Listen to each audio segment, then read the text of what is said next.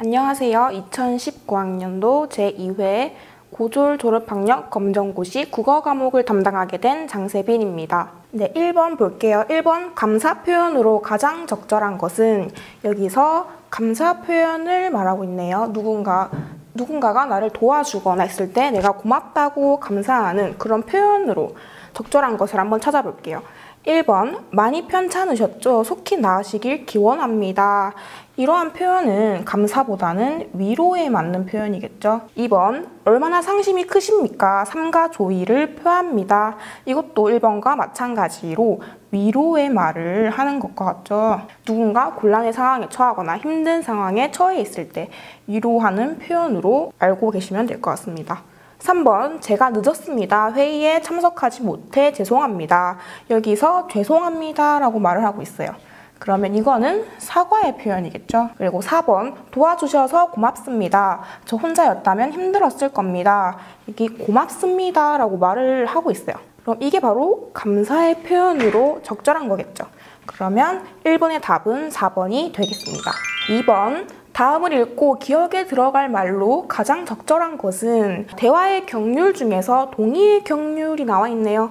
상대와의 의견 차이를 최소화하기 위해 상대와의 의견의 일치점을 극대화하여 표현한대요. 자, 우선 상대와의 의견 차이가 있다는 거겠죠. 지금 있는 상황에서 상대와의 의견의 일치점을 극대화하여 표현한다. 만약에 이게 내 의견이고 이게 상대방의 의견이라면 일치하는 부분을 극대화해서 표현을 하는 게 동의의 경률이래요. 자, 사례 볼까요? A. 날씨가 덥지만 지금 산책할까? 라고 물어보고 있어요. 그럼 B는 어떻게 대답을 해야 할까요? 1번 혼자 가면 어때? 나는 집에 가야 할 것 같아. 자, 상대방과 의견의 일치점이 없죠. 2번 나는 갈 마음이 없어. 다른 친구한테 물어볼래? 이것도 1번과 마찬가지로 상대와의 의견의 일치점이 보이지 않죠. 3번 글쎄 나는 별로야. 이렇게 더운데 누가 산책하니? 이것도 마찬가지로 일치점이 없고요. 4번 좋은 생각이야. 하지만 조금 시원해지면 가는 게 어때? 라고 했어요. 먼저 좋은 생각이야 라고, 나도 좋아 라고 상대방과의 의견의 일치점을 극대화해서 표현한 거죠. 그리고 나서 의견 차이가 존재하긴 하니까, 하지만 조금 시원해지면 가는 게 어때? 라고 제안하고 있죠. 그래서 여기서 동의의 경률은 1, 2, 3, 4번 중에 4번이겠죠. 3번 관용 표현이 사용되지 않은 문장은, 관용 표현이라고 말을 하고 있어요. 관용 표현은 원래의 뜻과는 다르게 새로운 뜻으로 나타나는 그런 표현을 말하는 건데요. 1번 볼게요. 관광객들이 태풍 때문에 발이 묶였다. 여기서 발이 묶였다. 이 관광객들이 정말 어떠한 줄과 끈 같은 걸로 발이 묶인 걸까요? 아니죠. 다른 뜻으로 쓰인 거 맞죠? 관광객들이 태풍 때문에 이도저도 어딜 가지도 못한다, 밖에 나가지도 못한다, 그런 뜻으로 사용된 거죠. 원래 뜻과는 다르게 사용된 관용 표현. 2번 동생은 시험을 잘 봐서 입이 귀에 걸렸다.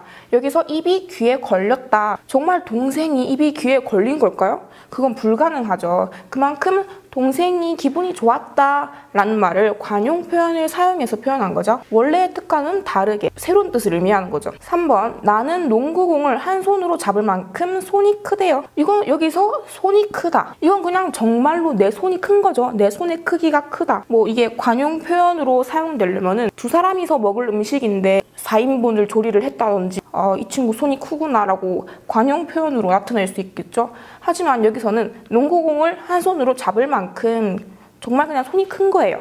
그럼 여기서는 관용 표현이 사용되지 않은 거죠. 4번 나와 동생은 손발이 맞아 방 청소를 금방 끝냈다. 여기서 손발이 맞아. 이것도 관용 표현 쓰인 게 맞죠? 손발이 맞다. 그만큼 마음이 맞아가지고 방 청소를 금방 끝냈다. 그럼 이것도 관용 표현이 사용된 게 맞습니다. 그래서 결국 관용 표현이 사용되지 않은 문장은 3번이 되겠습니다. 자, 4번. 한글 맞춤법에 맞는 문장은 맞춤법에 대한 문제네요. 1번 깍두기가 맛있게 보인다.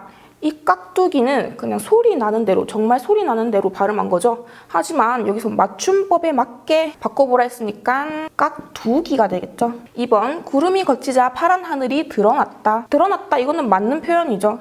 막 드러났다라고 쓰면은 이게 틀린 거겠죠. 3번 나는 참치를 넣은 김치찌개를 좋아한다. 여기서 딱 봐도 틀린 게 이 개죠. 우리가 김치찌개를 적을 때 어떻게 적나요? 이렇게 어이로 안 적고 아이로 적는 게 맞겠죠? 4번 며칠 동안 친구를 만나지 못해서 소식이 궁금하다. 여기서 이 4번은 아주 많이 틀리는 맞춤법 유형인데요.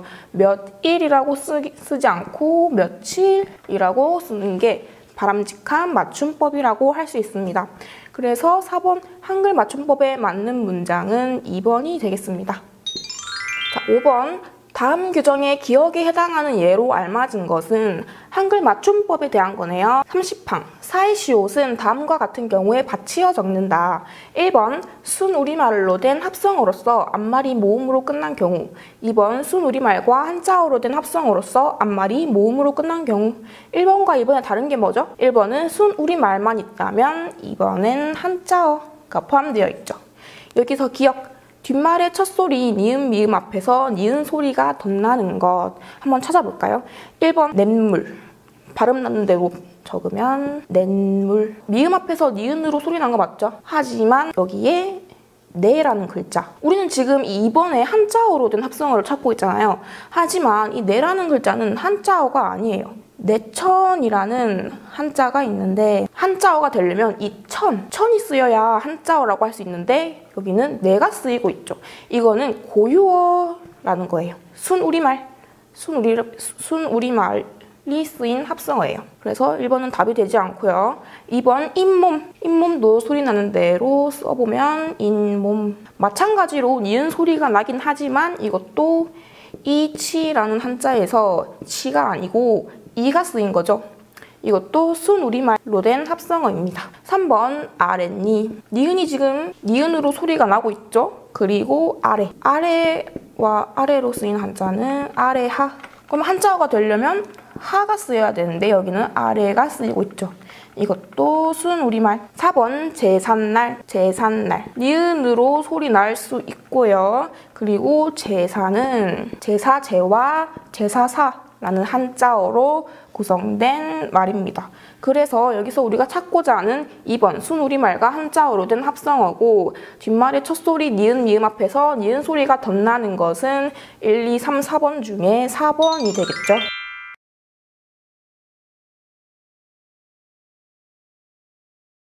(6번에서) 7번 가는 나의 개요이다. 다음 글을 읽고 물음에 답하시오. 가는 나의 개요래요. 여기 개요를 볼까요? 제목 화장품을 제대로 알고 사용하자. 주제 화장품의 화학 성분을 잘 파악하고 사용하자. 그리고 처음, 중간, 끝으로 이렇게 구성이 되어 있네요. 처음에는 화장품의 화학 성분에 대한 호기심 유발, 중간 화장품에 사용되는 화학 성분의 역할, 끝 화장품에 대한 바른 이해와 올바른 사용 당부. 이렇게 개요를 작성해 놓았어요. 그리고 이렇게 본문으로 이렇게 들어가면은 여러분은 화장품의 다양한 향과 색을 만들어내기 위해 과일이나 꽃을 넣었다고 생각하신 적이 있나요? 과일이나 꽃을 넣는다면 보관 과정이 그리 쉽지 않겠죠? 라고 물어보고 있고 여러 가지 이유로 화장품에는 각종 성분이 첨가된다 라고 이제 얘기를 하고 있죠. 그리고 2번째 화장품에 사용되는 화학 성분은 자외선을 차단하고 변색을 방지하며 이렇게 역할을 설명해주고 있네요. 또한 향기를 오래 지속시켜주기도 하고 화장품이 부드럽게 발리게 하며 피부를 윤기 있고 촉촉하게 보이게 해준다. 여기까지는 역할을 얘기하는 거죠. 지금 이 화학 성분에 어떤 역할을 하는지. 하지만 화장품의 화학 성분 중에는 유해 물질이 포함되어 있는 것도 있다. 이것이 몸속으로 스며들어 여러 가지 질병을 일으키기도 하고 피부에 맞지 않는 화장품을 사용하면 피부 트러블 등의 작용이 발생할 수도 있다. 반작용이 발생할 수도 있다. 알레르기 반응을 유발한다. 이런 거와 같이 질병, 알레르기 반응과 같이 지금 이 화학 성분의 유해 물질에 대한 이제 부정적인 안 좋은 면을 지금 말하고 있는 거죠. 그리고 화장품은 피부를 보호해주고 아름답게 가꾸어준다. 이런 화장품에 어떤 화학 성분이 첨가하고 있는지를 잘 파악하고 올바르게 사용하자라고 마무리를 하고 있네요. 6번 문제 볼게요. 가의 기억에 들어갈 내용으로 가장 적절한 것은? 가의 기억 한번 가볼까요? 자, 우리가 아까 읽은 이 개요 개요에서 이 기억에 들어갈 내용으로 적절한 것이래요. 자, 그럼 우리 중간 부분에서 한번 찾아볼까요? 중간에서 먼저 화장품에 사용되는 화학 성분의 역할을 먼저 우리 아까 봤었죠? 그럼 역할 뒷부분에 나오는 내용을 찾아보면 되겠네요. 자, 여기서 이제 화장품에 사용되는 화학 성분은 자외선을 차단하고 변색을 방지하며 이렇게 역할을 말했었죠? 이까지가 역할이었고 이 바로 다음 내용인 하지만 화장품의 화학 성분 중에는 유해 물질이 포함된 것도 있다. 그래서 아까 말했죠? 유해 물질의 뭐 안 좋은 점, 질병을 일으키고 피부 트러블을 일으키고 이런 내용들이 있었죠. 6번에 들어갈 말은 유해 물질에 대한 내용이었으니까 1번 화장품 용기의 종류, 2번 화장품의 기원 및 역사, 3번 화장품 사용의 심리적 효과, 4번 화장품에 사용되는 화학 성분의 유해성이 맞겠죠. 6번의 답은 4번이 되겠죠. 자, 7번 나에서 고쳐 쓰기가 바르지 않은 것은, 자, 나의 지문으로 가볼게요. 자, 먼저 나에서 니은, 비록 볼까요? 여러분은 화장품의 다양한 향과 색을 만들어내기 위해 과일이나 꽃을 넣었다고 생각하신 적이 있나요? 물어보고, 비록 화장품에 과일이나 꽃을 넣는다면 제조, 유통, 보관 과정이 그리 쉽진 않겠죠? 라고 말을 하고 있네요. 그러면 여기서는 비록이라는 단어보다는 만약이라는 단어가 더 맞겠죠. 먼저 처음에 이렇게 과일이나 꽃을 넣었다고 생각하신 적이 있나요? 그러나 만약 그렇게 진짜 한다면은 제조, 유통, 보관 과정이 그리 쉽지 않겠죠? 라고 이렇게 얘기를 하고 있죠. 그럼 이 두 문장 연결해주기 위해서는 비록보다는 만약이라는 단어가 들어가야 더 바람직하겠죠. 그리고 디귿 볼게요. 자, 우리 아까 봤던 화장품의 역할을 설명하고 있던 내용이었어요. 부드럽게 발리게 하며 피부를 윤기 있고 촉촉하게 보이게 해준다. 그래서 저는 화장을 하지 않으면 외출을 하지 않습니다. 이 내용은 지극히 개인적인 내용이죠. 지금 우리가 화장품에 대해서 이렇게 얘기를 하고 있는데 굳이 그래서 나는 화장을 하지 않으면 외출을 하지 않는다 라는 개인적인 내용은 불필요한 내용이죠. 그래서 디귿은 삭제되어야 하는 내용입니다. 자, 그리고 리을, 반작용. 또한 피부에 맞지 않는 화장품을 사용하게 될 경우 피부 트러블 등의 반작용이 발생할 수도 있습니다.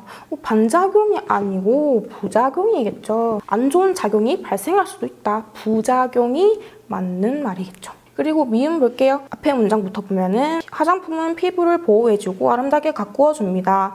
이런 화장품에 어떤 화학 성분이 첨가하고 있는지, 첨가하고 있는지는 맞지 않죠. 화학 성분이 첨가하고 있다. 전혀 문맥에 맞지 않는 얘기입니다. 그래서 첨가하고 있는지가 아니고 어떤 화학 성분이 첨가되어 있는지라고 고쳐주는 게 맞겠죠. 자, 이렇게 네 가지를 이제 다 확인해봤고 문제로 돌아가서 고쳐 쓰기가 바르지 않은 것은 니은 설마로 고쳐 쓴다. 우리는 설마로 고치지 않았죠? 만약에 이런 식으로 고쳤죠. 2번 디귿은 내용상 불필요함으로 삭제한다. 이거 맞죠? 지극히 개인적인 내용. 리을은 문맥을 고려하여 부작용으로 고쳐 쓴다. 이것도 맞는 말이고요. 4번 미음은 첨가되어 있는지로 고쳐 쓴다.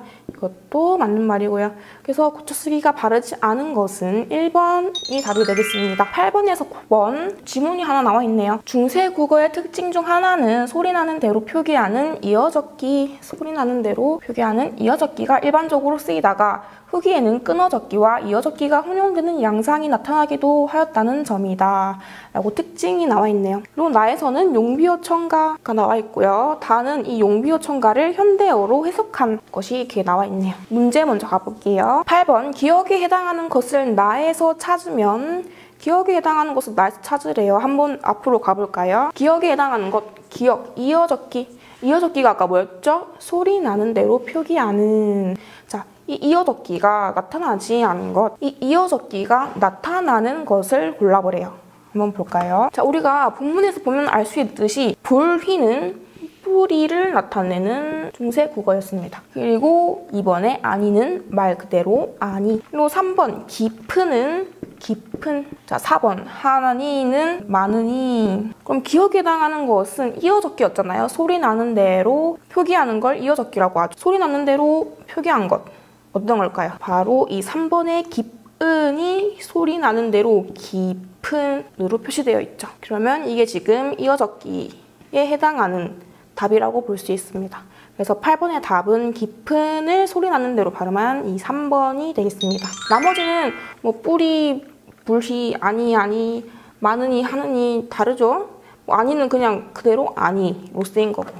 자, 9번 나와 다를 비교하여 알 수 있는 국어의 변화 양상으로 적절하지 않은 것은 바람에 여기서 이게 소멸됐대요. 한번 볼까요? 비읍 밑에 있고 리을 밑에 있는 것이 소멸이 되어서 모음 아로 바뀌어서 바람에가 됐죠. 맞고요. 2번 가뭄의 방점의 소멸이래요. 여기서 방점이 뭐냐? 여기 글자 앞에 있는 이 점이에요. 방점이 없어진 거 맞죠? 방점이 소멸된 거 맞고요. 3번 교코가 조코로 됐어요. 어조자음군의 소멸이래요. 그렇지만 여기서 교코의 디귿이 조코의 지읒으로 소리난 국외음화 현상입니다.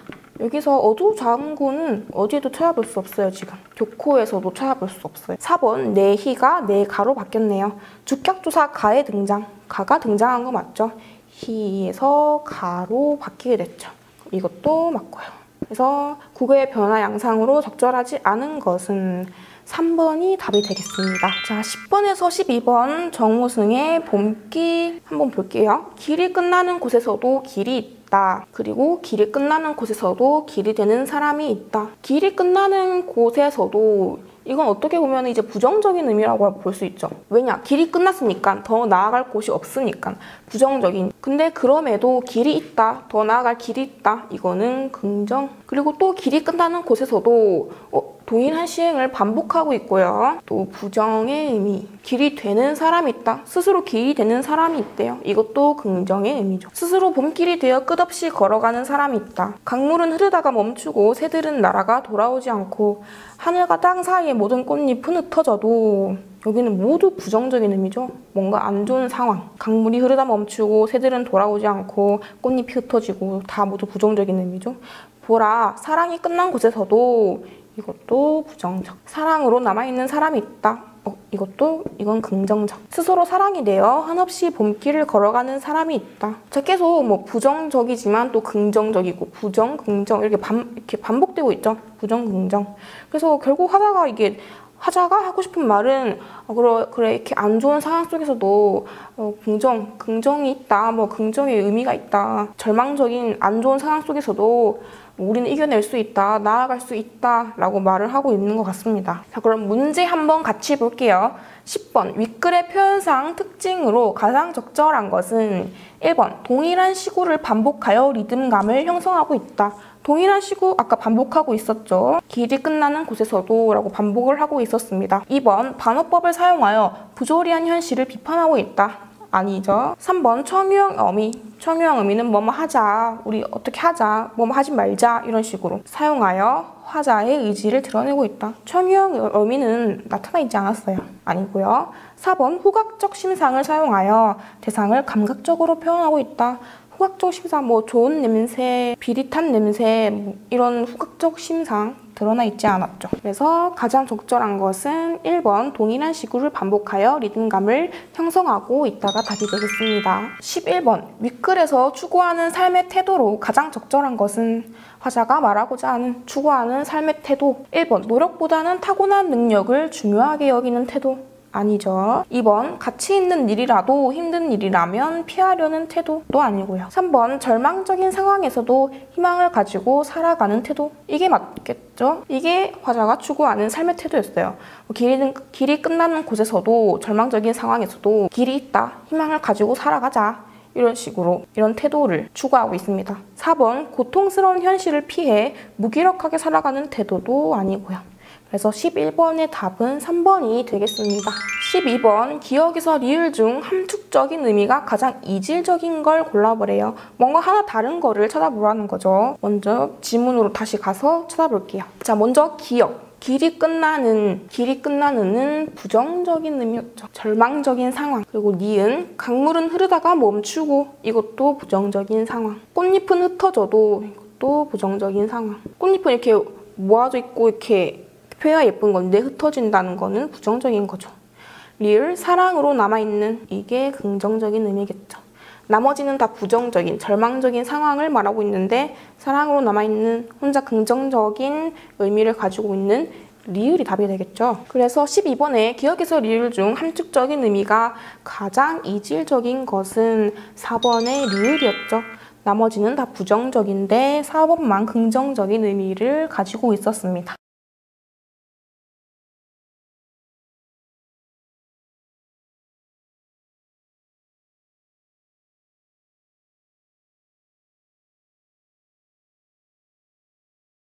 자, 13번에서 15번 지문을 한번 같이 볼게요. 아버지는 아들의 의견을 끝까지 잠잠히 들었다. 점심이나 먹어라, 나도 생각을 좀 해봐야겠다. 그리고 점심상을 받았다. 원 요즘 사람들은 힘도 줄었나 봐. 그달이 처음 놀제 내가 어려서 봤는데 불과 연화문이서 꺼들던 돌인데 장정 수십 면이 한나절을 씨름을 하더니 요즘 사람들을 안 좋게 보고 있죠. 우리 때는 뭐 이렇게 몇 명 조금이서 돌던 돌도 왜 요즘 사람들은 이렇게 수십 명에서 한나절씩 들어야 되냐, 이런 식으로 얘기를 하고 있습니다. 그래서 아들이 나무 다리가 있는데 왜 고치냐라고 얘기를 했죠. 근데 아버지가 너도 그런 소리를 하는구나. 나무가 돌만 하니? 이러면서 넌 그 다리에서 고기 잡던 생각도 안 나니? 서울로 공부 갈 때 그 다리 건너서 떠나던 생각 안 나니? 돌다리에 대한 추억을 이렇게 상기시키고 있죠. 시체 사람들은 모두 인정이란 게 사람한테만 쓰는 건 줄 알더라. 시체 사람들도 아까 앞에서 요즘 사람들을 비난한 것처럼 시체 사람들도 비난하고 있죠.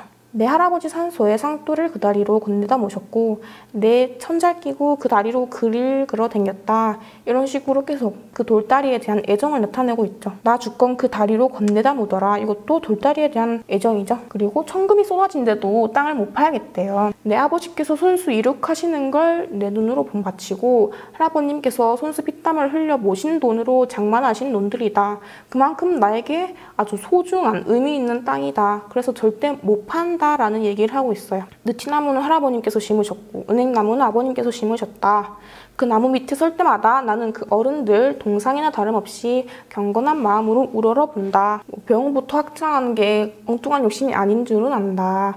그러나 순탄하게 진실하게 해라. 아들이 말이 없죠. 아버지가 네가 기업을 이어나가지 않는다고는 탓하지 않겠다 라고 얘기를 하고 있습니다. 이런 식으로 본문을 계속 보시면은 아버지에 대한 어떤 아주 정확한 아주 아버지만의 신념이 있다는 것을 알 수 있어요.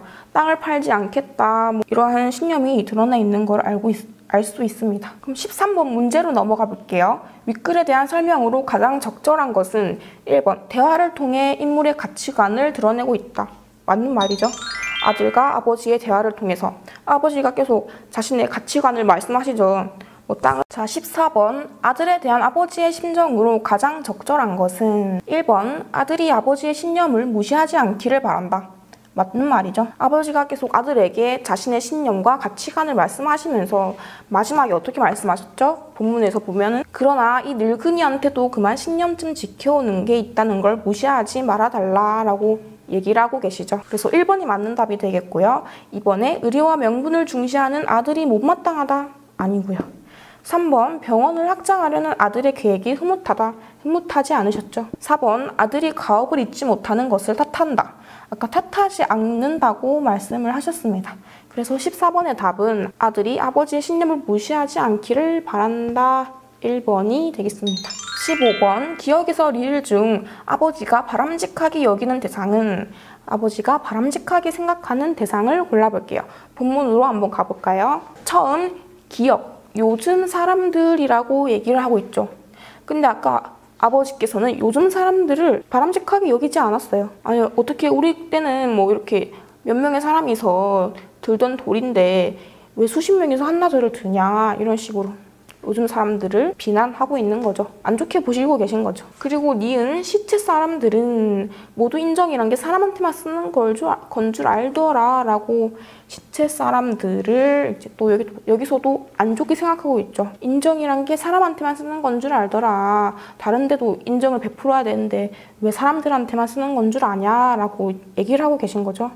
니은도 기억과 마찬가지로 이제 아버지께서 별로 좋지 않게 바라보는. 그리고 디귿, 그 어른들. 여기서 그 어른들은 앞에서 나온 느티나무는 할아버지께서 심으신 거고 은행나무는 아버님께서 심으신 거다. 할아버님과 아버님이겠죠. 이 두 분을 그 어른들이라고 말씀을 하고 계십니다. 그래서 그 나무 밑에 설 때마다 난 그 어른들 동상이나 다름없이 경건한 마음으로 우러러본다 라고 말씀을 하셨어요. 자, 우러러본대요. 그러면 이 그 어른들을 바람직하게 여기고 있는 거 맞죠? 바람직하게 생각하고 있는 게 맞죠?